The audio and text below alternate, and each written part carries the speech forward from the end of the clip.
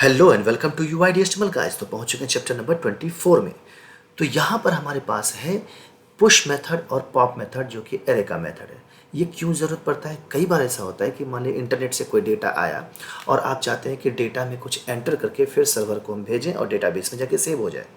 Okay, तो कई बार होता है कि हमें कुछ एलिमेंट को, लास्ट वाला जो एंट्री है उसको हमें दिखाना हो तो एरे से वो लास्ट वाला आइटम निकाल के उसको हम UI पे दिखाते हैं, राइट। तो इस तरह का जो प्रॉब्लम आता है ना, उसको सॉल्व करता है ये दो मेथड। ठीक है, तो अगर मैं आपको दिखाने की कोशिश करूँ, ये देखिए हमारे पास क्या है यहाँ पर।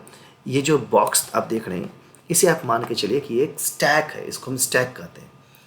तो स्टैक में क्या होता है कि आप कोई भी डेटा डालते हैं तो इंडेक्सिंग पे आता है। जो नीचे वाला डेटा है वो 0 1 2 3 ऐसे करके जाता है। ठीक है, तो मैंने एक छोटा सा रिप्रेजेंटेशन आपके सामने में रखा है और ये जाता है हमारा लीफो। ये देखिए लीफो, ये वर्ड आप कई बार सुनेंगे। इसका फुल फॉर्म है last in first out, last in. तो अगर आप लेफ्ट साइड में देखें पहले, तो एक डब्बा है, ड्रम है, ड्रम के अंदर में ब्रिक रखता गया 1 2 3 4, और लास्ट में क्या है, इन। जब ये इन कर रहे हैं एक डेटा इसमें लास्ट में, तो ये हमारा पुश मेथड होता है। ठीक है, और यही डेटा अगर हम लास्ट से ही निकालते हैं, जो सबसे पहले हम मतलब कि एरे में डाला और उसी को निकाल रहे हैं, तो उसको कहते हैं हम पॉप मेथड के थ्रू। ठीक है, हम वहाँ से डेटा निकाल लिए। ठीक है, नीचे से नहीं निकाले। ओके, तो इसको कहते हैं लिफो, लास्ट इन और फर्स्ट आउट। ठीक है, फर्स्ट मतलब ये नीचे नहीं, इंडेक्स फर्स्ट 0 नहीं, जो लास्ट इंडेक्स में डाले थे वही। उसी को हमने क्या किया, ये वर्टिकल में था, इसको हॉरिजॉन्टल में डाल दिया ताकि और अच्छे से आसान से समझ में आए। कि ब्रिक 5 था, इसको हमने डाल दिया तो वो हो गया पुश मेथड, ऊपर से पुश कर दिया डेटा उसके अंदर में। और पॉप में क्या किया, लास्ट डेटा जो हमने डाला था लास्ट में, उसी को हमने आउट कर दिया। तो इसी को हम एक्शन में देखते हैं, कहाँ, कोड में जाकर के। तो चलिए कोड में और वहाँ जाके इसको एक्सप्लोर करते हैं और इसके और क्या क्या इसके वेज हैं वो भी हम जानेंगे। ठीक है, चलिए कोड में। ओके, तो हम पहुँच चुके हैं कोड में। तो यहाँ देखेंगे हम चैप्टर नंबर 24 में। ठीक है, और ये रहा हमारा स्क्रिप्ट फाइल। तो ये हमारा एरे है जिसमें फ्रूट्स है हमारे। अब क्या होता है कि हम अगर पुश मेथड को यूज़ करने की कोशिश करें, तो मैं यहाँ लिखता हूँ, एक नया ऐड करने की कोशिश करते हैं डेटा इसमें, जिसे हम पाइनएप्पल डाल देते हैं।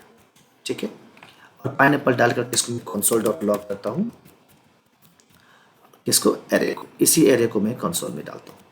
मैं जब सेव करूँगा तो देखेंगे पाइनएप्पल लास्ट में ऐड हो गया। ठीक है, करेक्ट। तो कितना आसान था ये चीज़ डालना, एक किसी भी डेटा को एक एरे में। ये लास्ट में ही ऐड करेगा, ऐसा नहीं कि जीरो वाले एलिमेंट पे ऐड करेगा। इसके लिए दूसरा मेथड है जो आप इस सीरीज़ में पढ़ेंगे ही पढ़ेंगे। ठीक है, अब यहाँ पे आता है कि हम एक डेटा नहीं डाल सकते, मल्टीपल डेटा भी डाल सकते हैं। तो कैसे, लिखें एरे डॉट पुश और यहाँ पे डाल देंगे हम ऑरेंज डाल दिया हमने, और दूसरा हम डाल देते हैं वावा। ठीक है, अब क्या है कि अगर आप सिंटेक्स को ठीक से देखेंगे यहाँ पर, तो ये है element 1 array dot push, element 1 element 2 N, मतलब कि आप जितना मर्जी हो उतना आप इस जगह पर डेटा डाल सकते हैं। ठीक है, जितना मर्जी हो। तो इसका मतलब ये मत, मैं सिर्फ बताने के लिए किया। तो अभी मैं इसमें 2 डेटा डाल रहा हूँ। तो मैं अगर console.log यहाँ पे एरे को करूँ फिर से पुश करने के बाद, तो आप देखेंगे कि ऑरेंज और गुआवा भी हमारा यहाँ पर लास्ट में ऐड हो गया, और सब लास्ट में ऐड हो रहा है। ठीक है, ये आप कह सकते हैं कि एरे का जब जैसे काउंटिंग बढ़ता है एकदम लास्ट में ऐड होते जा रहा है। ठीक है, ओके। अब यहाँ पर क्या है, ऐसा नहीं कि सेम टाइप का डेटा आप डाल सकते हैं, आप इसको मल्टीपल टाइप का डेटा भी डाल सकते हैं। तो मैं क्या करता हूँ, एरे डॉट पुश, और यहाँ मैं पुश करने की कोशिश क्या करता हूँ, नंबर डाल देता हूँ, बूलियन डाल देता हूँ, अनडिफाइंड डाल देता हूँ, नल डाल देता हूँ, इवन ऑब्जेक्ट भी डाल देता हूँ। तो मैं लिखता हूँ यूज़र नेम, और इसको मैं लिखता हूँ, इसमें यूज़र नेम में ये गौतम डाल दिया, और यहाँ पर लिखता हूँ चैनल नेम, और ये डाल देता हूँ UIDHTML। ठीक है, कितना आसान है बिल्कुल। मैं इसको जब सेव करूँगा तो आप देखेंगे लास्ट में, ओके, कंसोल तो किया ही नहीं, जबकि ऐड तो देखिए एक सेकंड और मैं दिखाता हूँ, मैं कंसोल नहीं किया हूँ। ठीक है, लेकिन अगर आप में इसको ओपन करेंगे, तो यहाँ पर पहले 7 डेटा था, लेकिन जब इसको ऑन करेंगे देखें कितने सारे डेटा आ रहे हैं, जबकि यहाँ पे काउंटिंग आपका 7 है। ये आपको कन्फ्यूज़न हो सकता है, ठीक है। लाइन नंबर 12 कह रहा है कि इसमें तो सिर्फ 2 डेटा डाले थे, 5 डेटा ऊपर आया था पाइनएप्पल के साथ, 2 डाला तो ये 7 हो गया, लेकिन डेटा तो इसमें चेंज हो गया यहाँ पर, ये तो गड़बड़ है। नहीं, गड़बड़ नहीं है एक्चुअली। ये जो लास्ट में आप देख रहे हैं ना यहाँ पे म्यूटेशन ऑफ ओरिजिनल एरे, तो ये रेफरेंस में जाता है।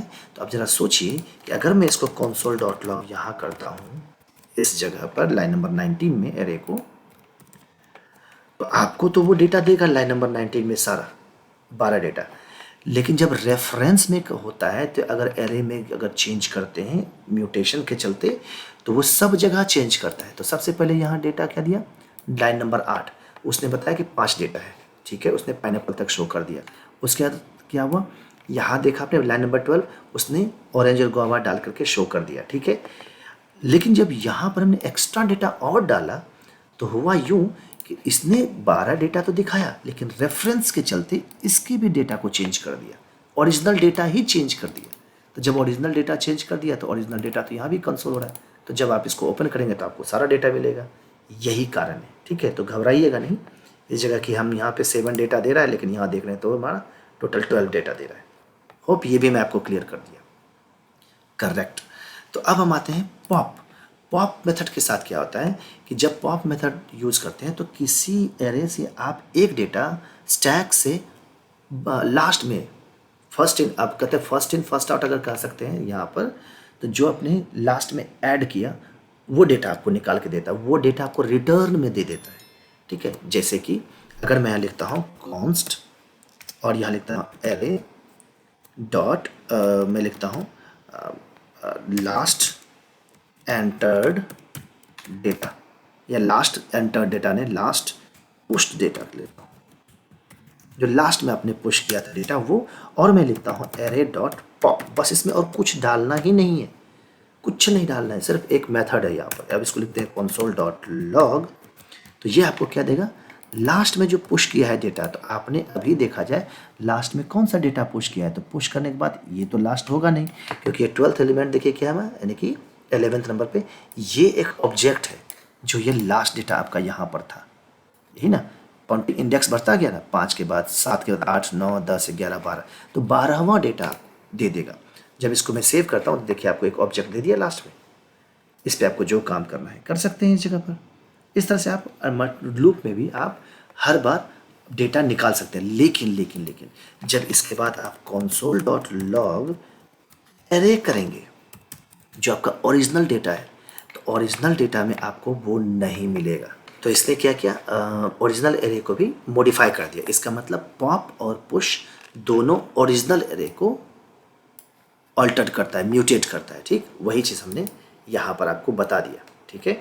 वो इसमें अगर लिख दें push and pop and pop modifies original array, ठीक है। तो ये चीज़ हमारा इसके अंदर में आ गया। अब यहाँ पर क्या चीज़ है कि आप लूप में से भी डेटा निकाल सकते हैं, एक एक करते जाएंगे तो आपका खाली हो जाएगा। तो पुश नहीं यार, पुश सॉरी।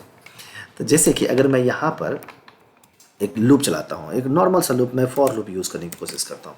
हालांकि आपको तो फॉर लूप और फॉर ईच और फॉर ऑफ को मैंने बता ही दिया था, मैं भी simple normal for loop use करने की कोशिश करता हूँ। Let I is equal to 0, I less than, ठीक है।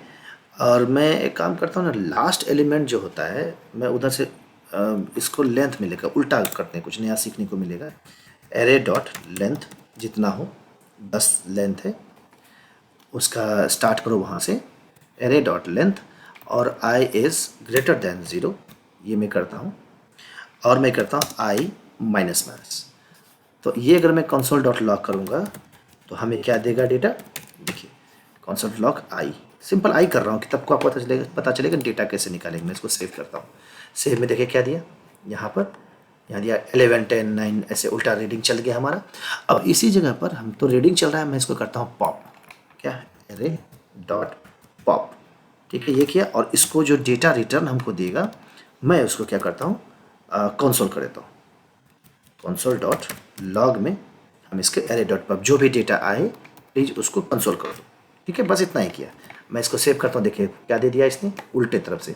पहले नल दिया क्योंकि पॉप में पहले भी कर चुका था वहाँ से डेटा, जो कि ऑब्जेक्ट निकल चुका था। पॉप कहाँ गया ये, हाँ ये पॉप, तो ऑब्जेक्ट पहले निकल गया, तो बचा क्या, नल, अनडिफाइंड, ट्रू, ये सब करता गया। अब लास्ट में अगर यहाँ कंसोल डॉट लॉग करेंगे तो हमारा एरे में क्या डेटा बचा, कुछ भी नहीं, ब्लैंक, सारा डेटा निकल गया। तो यही है म्यूटेशन ऑफ ओरिजिनल एरे। और इसी जगह से अगर आप पॉप करने की कोशिश करेंगे एम्प्टी एरे से, तो अभी देखा जाए तो एरे हमारा एम्प्टी हो चुका है। तो अब अगर यहाँ पर लिखेंगे console dot log array dot pop, आपने फिर क्या किया, डॉट पॉप। अब इसमें डेटा है ही नहीं तो क्या देगा आपको, क्या देगा बताइए, बताइए। वो होगा अनडिफाइंड। आपको इसके अंदर में कोई डेटा नहीं, क्योंकि 31 नंबर लाइन पे अरे हमारा खाली हो चुका है। तो होप आप समझ चुके होंगे पुश और पॉप। बहुत छोटा वीडियो है लेकिन बड़े अच्छे तरीके से आपको मैं बता दिया एक एक चीज़। ठीक है, ये बहुत ज़्यादा काम आता है, बहुत ज़्यादा। आप जब भी कोई HTTP रिक्वेस्ट करते हैं, डेटा आता है, आप उसमें से डेटा पुश करते हो, नया रिकॉर्ड बनाते हो, इन सब में बहुत ज़्यादा आपको यूज़ होगा। इसको कहते हैं last in first out. Last in, तो जो लास्ट में आपने डेटा डाला था उसी को आपने पॉप करके बाहर कर दिया। तो अभी तो लास्ट में डेटा आपने यहाँ पर ऐसा डाला था। ठीक है, होप आपको वीडियो पसंद आया होगा, आपको समझ में भी आया होगा। तो इसी तरह से बने रहिए चैनल के साथ। अगला जो है so first in first out FIFO, ये था लीफो, वो है फीफो। मैं यहाँ डाल देता हूँ लीफो, तो आपको समझ में आ जाएगा कि लीफो है।